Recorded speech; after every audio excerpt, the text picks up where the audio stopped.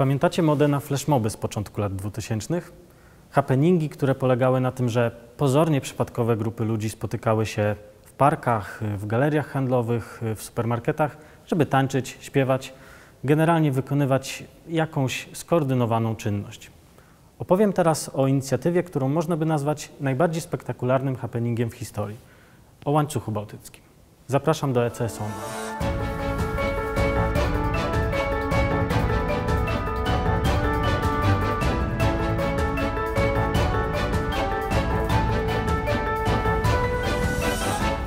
Rok 1939. Porozumienie o nieagresji pomiędzy III Rzeszą i ZSRR. Tak zwany pakt Ribbentrop-Mołotow. W Polsce oczywiście kojarzy się przede wszystkim z podziałem terytorium naszego kraju, z dwustronną agresją, jakiej Polska doznała wraz z wybuchem II wojny światowej, ale pakt Ribbentrop-Mołotow rozporządzał też losem i niezależnością innych krajów. To właśnie na jego mocy 3 kraje bałtyckie, czyli Litwa, Łotwa i Estonia, zostały włączone w terytorium Związku Sowieckiego.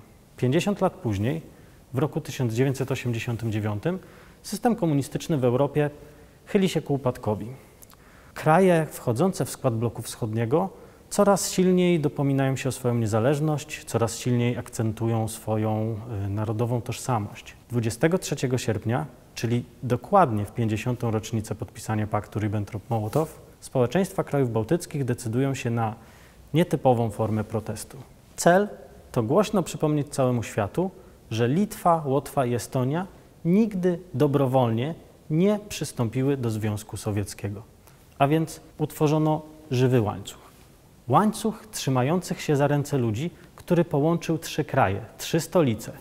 Biegł od Wilna przez Rygę aż do Talina. Ludzie przemierzali wiele kilometrów samochodami, żeby dołączyć się do łańcucha, żeby stanąć w odpowiednim miejscu.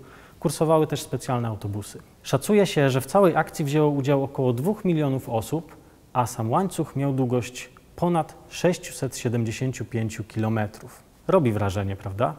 Przyznaję, że to jedna z moich ulubionych historii na wystawie stałej ECS. Zresztą pomyślmy o tym w ten sposób. Nawet gdyby w dzisiejszych czasach, czyli w dobie internetu, skrzykiwania się przez Facebooka, komórek, zrobić podobną akcję, przykładowo ludzie tworzą żywy łańcuch, trzymając się za ręce od Gdyni do Gdańska, powiedzmy wzdłuż plaży.